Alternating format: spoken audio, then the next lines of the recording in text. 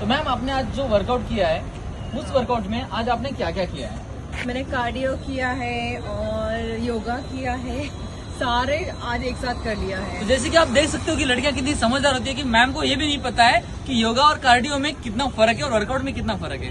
Actually में ma'am आपको बता दूं कि योगा जो है वो अलग एक्सरसाइज होती है हाँ। और वर्कआउट जो है वो जिम वर्कआउट हो गया या फिर कुछ भी बॉडी वेट लिफ्टिंग हो गया। तो आपने क्या किया है? मैंने दोनों किया है क्योंकि मैं खुद को बेटर बनाना चाहती हूँ। ओके।